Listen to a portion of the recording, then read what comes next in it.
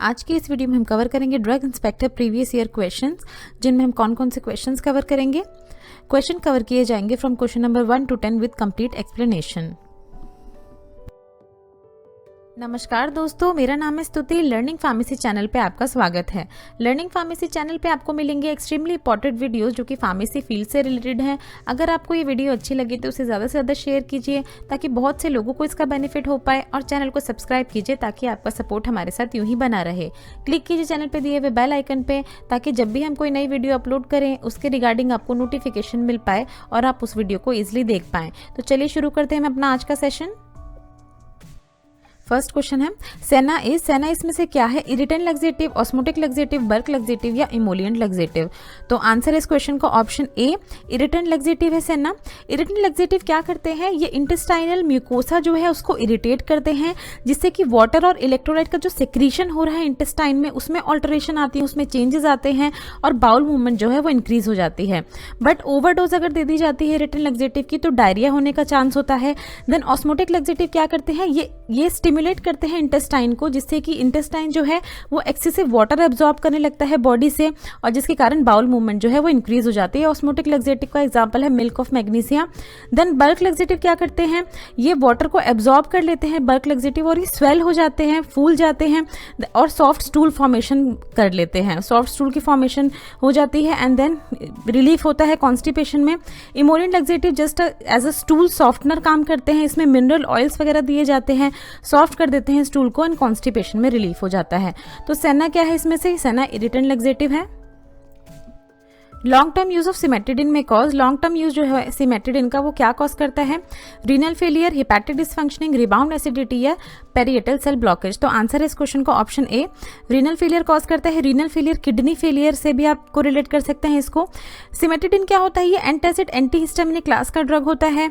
इसको यूज किया जाता है स्टमक अल्सर्स को और एसिड रिफ्लक्स जो है उसको ट्रीट करने के लिए।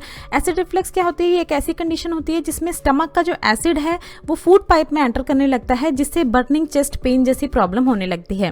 देन हेपेटिक डिसफंक्शनिंग, लिवर की डिसफंक्शनिंग, ये नहीं कॉज करता सिमेट्रिडिन। देन रिबाउंड एसिडिटी क्या होती है कि खाने के आधे से 1 घंटे बाद क्या है कि स्टमक में एसिड का सेक्रेशन जो है वो बहुत ज़्यादा इंक्रीज होने लगता है, तो उस कंडीशन को हम रिबाउंड एसिडिटी कहते हैं। Parietal cell blockage, parietal cell क्या होती है? ये सेल होती हैं जो प्रेजेंट होती हैं स्टमक में, जो कि रिस्पॉन्सिबल होती हैं एसिड प्रोडक्शन के लिए, हाइड्रोक्लोरिक एसिड प्रोड्यूस करती हैं स्टमक में। तो ये तो इनके बारे में था, बट आंसर है इस क्वेश्चन का सिमेट्रिडिन क्या कॉज करता है लॉन्ग टर्म यूज में? तो रीनल फेलियर कॉज करता है। Piperazine is used in the treatment of, piperazine किस चीज़ के ट्रीटमेंट में यूज़ किया जाता है?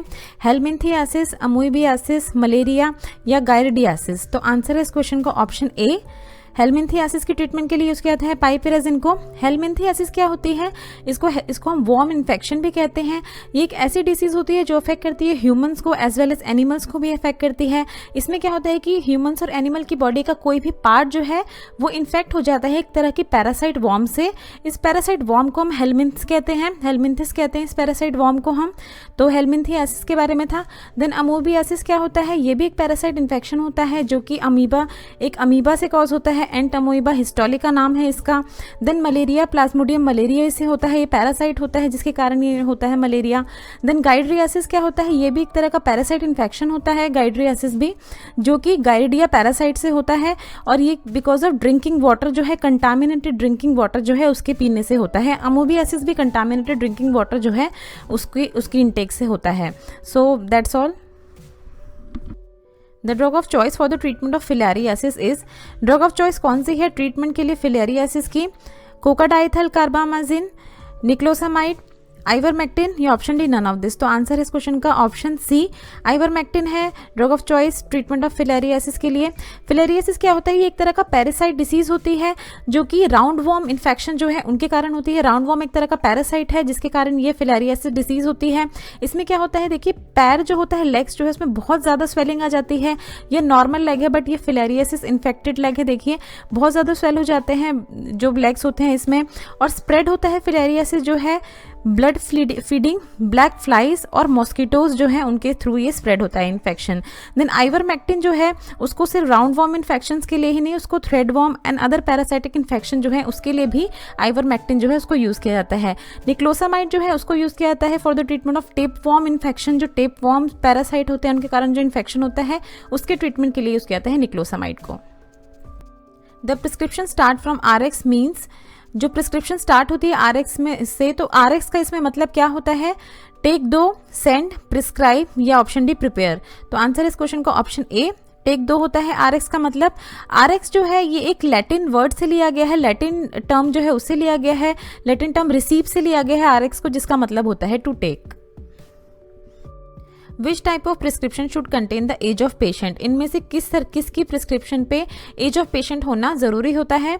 Option A prescription for elder patients जो है उनकी प्रिस्क्रिप्शन पे, option B prescription for child, C prescription containing special formula and D prescription containing patient medication. तो आंसर इस क्वेश्चन का option B prescription for child जो है उस पर जरूरी होता है एज का होना। वैसे तो सारी ही प्रिस्क्रिप्शन जो है उन पे एज जो है अभी मस्ट कर दी गई है, बट प्रिस्क्रिप्शन फॉर चाइल्ड जो है ये शुरू से ही ये मस्ट है कि इस पे एज ऑफ चाइल्ड जो है वो होनी चाहिए। The plasma substitute dextran is a homopolymer of glucose which is produced by, जो डेक्स्ट्रान है उसको किस मेथड से प्रोड्यूस किया जाता है? Polymerisation of glucose, chemical modification करके प्रोड्यूस किया जाता है स्टार्च में, केमिकल मॉडिफिकेशन ऑफ सेल्यूलोज या option D none of this. तो आंसर इस क्वेश्चन का option A polymerisation of glucose से प्रोड्यूस किया जाता है डेक्स्ट्रान को। देखिए सिंगल यूनिट्स होती हैं ग्लूकोज की जो आपस में बाइंड होती हैं और एक लॉन्ग चेन पॉलीमर की फॉर्मेशन कर देती हैं, डेक्स्ट्रान फॉर्मेशन हो जाती है। स्टार्च एंड सेल्यूलोज जो है ये भी पॉलीमर ऑफ ग्लूकोज है, ग्लूकोज यूनिट आपस में बाइंड करती है एंड देन पॉलीमर यूनिट बनाती है starch and cellulose. Then dextran जो है उसको यूज़ किया जाता है एंटी थ्रोम्बोटिक की तरह, एंटी प्लेटलेट की तरह यूज़ किया जाता है रिड्यूस करने के लिए, ब्लड की विस्कोसिटी जो है उसको रिड्यूस करने के लिए ताकि ब्लड फ्लो इंक्रीज हो बॉडी में। एंड ऑल्सो यूज़ किया जाता है वॉल्यूम एक्सपेंडर, हाइपोवोलीमिया जो है उसमें। हाइपोवोलीमिया क्या होती है? एक ऐसी कंडीशन होती है जिसमें हमारी ब्लड जो है उसमें प्लाज्मा का लेवल लो हो जाता है। देखिए जब ब्लड पहले निकाला जाता है बॉडी से तो इस फॉर्म में होता है, देन अगर थोड़ी देर उसको छोड़ दिया जाता है तो RBC नीचे प्रेसिपिटेट हो जाती है, उनके ऊपर WBC जो है उसकी लेयर आ जाती है, सबसे ऊपर जो ट्रांसपेरेंट लेयर होती है वो प्लाज्मा की लेयर होती है। तो ये जब प्लाज्मा जो है जब बॉडी में उसकी डिक्रीज हो जाता है प्लाज्मा लेवल, तो डेक्स्ट्रान को एज अ सब्सटीट्यूट दिया जाता है। Cancer of epithelial tissue is called, epithelial tissues जो है उनके कैंसर को किस नाम से जाना जाता है? हॉटकिन डिसीज, सार्कोमा, ल्यूकेमिया या ऑप्शन डी कार्सिनोमा। तो आंसर इस क्वेश्चन को ऑप्शन डी कार्सिनोमा के नाम से जाना जाता है cancer of epithelial tissue. Carcinoma जो है नाउअडेज 80 to 90% कैंसर जो है वो कार्सिनोमा टाइप होते हैं, कैंसर होते हैं एपिथेलियल टिश्यू के। देखिए हमारी बॉडी में कितने सारे एपिथेलियल टिश्यूज प्रेजेंट होते हैं, जैसे सिंपल स्क्वैमस होता है, सिंपल क्यूबॉइडल होता है, सिंपल कॉल्यूमिनार होता है, सीडो स्ट्रेटिफाइड कॉल्यूमिनार होता है, स्ट्रेटिफाइड स्क्वैमस होता है। इतने तरह के एपिथेलियल टिश्यूज होते हैं और इनमें जो कैंसर होता है उसी तरह के कैंसर्स को कार्सिनोमा कहा जाता है। देन हॉटकिन डिसीज क्या होती है? ये कैंसर होता है जो अफेक्ट करता है हमारी बॉडी के लिम्फेटिक सिस्टम को, इम्यून सिस्टम होता है हमारी बॉडी का, तो उसके कैंसर को हॉटकिन डिसीज के नाम से जाना जाता है। देन सार्कोमा क्या होता है? ये कैंसर होता है जो अफेक्ट करता है बोन्स और सॉफ्ट टिश्यूज को, जैसे blood vessel, limbs and nerves को। इसको नॉन एपिथेलियल टिश्यूज भी कहा जाता है, सॉफ्ट टिश्यूज को। देन ल्यूकीमिया क्या होता है? ये एक तरह का कैंसर होता है जिसमें क्या होता है कि हमारी बॉडी में जो ब्लड फॉर्मिंग ऑर्गेन्स हैं जैसे बोन मैरो और दूसरे जो ब्लड फॉर्म करने वाले ऑर्गेन्स हैं वो एक्सेसिव प्रोडक्शन करने लगते हैं। इमैच्योर वाइट ब्लड सेल जो है उनकी, जो हमारी बॉडी में इमैच्योर वाइट ब्लड सेल होती है उसकी प्रोडक्शन जो है बहुत ज़्यादा इंक्रीज हो जाती है, जिसके कारण ल्यूकेमिया होता है। So next, bacteria which can drive their nutritional requirements and energy from simple inorganic sources are called, वो वाले बैक्टीरिया जो अपनी न्यूट्रिशनल रिक्वायरमेंट को सिंपल इनऑर्गेनिक सोर्सेज से ही फुलफिल कर लेते हैं उनको क्या कहा जाता है? ऑप्शन है सेप्रोफाइट, पैरासाइट, हेटरोट्रॉपिक या ऑटोट्रॉपिक। तो आंसर इस क्वेश्चन का ऑप्शन डी ऑटोट्रॉपिक कहा जाता है इस तरह के बैक्टीरियाज को। देखिए बैक्टीरिया दो टाइप में डिवाइड किए जाते हैं, ऑटोट्रॉपिक होते हैं एंड हेटरोट्रॉपिक होते हैं। ऑटोट्रॉपिक बैक्टीरियाज जो होते हैं वो सिंपल जो जैसे carbon dioxide, sunlight and water जो है उसका यूज़ करके वो शुगर प्रोड्यूस करते हैं एंड देन शुगर जो है उससे वो अपनी एनर्जी डिराइव कर लेते हैं। बट हेटरोट्रॉपिक क्या होते हैं? ये इनको कुछ ना कुछ बायोमास इंजेस्ट करना पड़ता है, ये दूसरों पर डिपेंड होते हैं अपनी एनर्जी एंड न्यूट्रिशन रिक्वायरमेंट के लिए। देन ऑटोट्रॉपिक में फिर से फर्दर डिवाइड होता है कीमोसिंथेटिक एंड फोटोसिंथेटिक। फोटोसिंथेटिक ये अपनी सनलाइट जो है उससे एनर्जी फूड प्रिपेयर करते हैं, एंड कीमोसिंथेटिक केमिकल रिएक्शन से एनर्जी डिराइव करते हैं। देन हेटरोट्रॉपिक जो है उसमें एग्जांपल है पैरासाइट एंड सेप्रोफाइट, दो तरह के होते हैं। पैरासाइट क्या होते हैं, जो पैरासाइट तो सिंपल अपना मीन्स ये लिव करते हैं होस्ट पे डिपेंडेंट होते हैं अपनी एनर्जी रिक्वायरमेंट के लिए। बट सेप्रोफाइट में क्या होता है, ये भी होस्ट पे डिपेंड होते हैं, बट इसमें क्या होता है, ये लिव करते हैं डेड या डिकम्पोज्ड मैटर जो है उस पर ये लिव करते हैं, बैक्टीरिया या इस तरह के फंगस। तो यही आपको एक्सप्लेन किया गया है। ऑटोट्रॉप्स में एग्जांपल होता है plant, algae and some of the bacteria जो है उनका एग्जांपल होता है ऑटोट्रॉपिक में। एंड हेटरोट्रॉपिक में भी एग्जांपल होता है some kind of fungus, some plants and bacterias का। So next, Ziehl Neelsen method is use to identify. Ziehl Neelsen method जो है उसको यूज़ किया था आइडेंटिफाई करने के लिए क्या, acid fast bacteria, gram positive bacteria, spores या फ्लैजिला। तो आंसर इस क्वेश्चन का ऑप्शन ए, एसिड फास्ट बैक्टीरिया जो है उसको आइडेंटिफाई करने के लिए यूज़ किया था। देखिए पूरा मेथड दिया हुआ है आपको, ये डाइज दी हुई है, ये भी आपसे पूछी जा सकती है एग्जाम में। क्या किया जाता है इस पर कि पहले जो ये सैम्पल है इस पर एप्लीकेशन किया जाता है प्राइमरी स्टेन का, कार्बोफ्यूरेसिन जो है उसको अप्लाई किया जाता है। देन इसको फिर हीट किया जाता है, इस वाले जो सैंपल एडमिनिस्ट्रेट जो हमारी स्लाइड है उसको हीट किया जाता है। देन फिर हीट से उतारने के बाद उस पर अप्लाई किया जाता है एसिड अल्कोहल, जिससे कि ये डीकलराइज होता है, ट्रांसपेरेंट कलर फॉर्मेशन हो जाता है। एंड देन फिर इस पर फाइनल स्टेन जो है वो डाली जाती है मिथाइलिन ब्लू। इसमें क्या होता है कि अगर बैक्टीरिया जो है वो नॉन एसिड फास्ट है तो इस कलर से दूसरी कलर से ब्लू कलर फॉर्मेशन हो जाते हैं, एसिड फास्ट है तो रेड कलर फॉर्मेशन हो जाते हैं। इसी से क्या होता है पता चल जाता है कि एसिड फास्ट बैक्टीरिया उसमें है सैंपल में या नहीं। देखिए कुछ नाम दिए गए हैं एसिड फास्ट बैक्टीरिया के, माइकोबैक्टीरियम सेगमेंटिस है, mycobacterium leprae and mycobacterium phlei. So that's all, thanks for watching. इस वीडियो में बस इतना ही।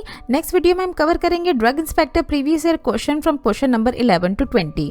दोस्तों अगर आपको ये वीडियो अच्छी लगे तो इस वीडियो को जरूर लाइक कीजिए। अगर आप इस चैनल में पहली बार आए तो प्लीज़ चैनल को सब्सक्राइब कीजिए, हिट कीजिए नीचे दिए हुए सब्सक्राइब बटन पे, ताकि आपको फार्मेसी से रिलेटेड वीडियोस देखने को मिलते रहे और आपका सपोर्ट हमारे साथ यूं ही बना रहे। अगर आपका कोई सवाल या सुझाव है तो नीचे दिए हुए कमेंट बॉक्स में कमेंट करें। ये कुछ हमारे रिलेटेड वीडियोस के लिंक है जिन पे क्लिक करके आप उनको देख सकते हैं। दोस्तों लर्निंग फार्मेसी पे आने के लिए और ये वीडियो देखने के लिए आपका बहुत बहुत शुक्रिया। मिलते हैं अगले वीडियो में।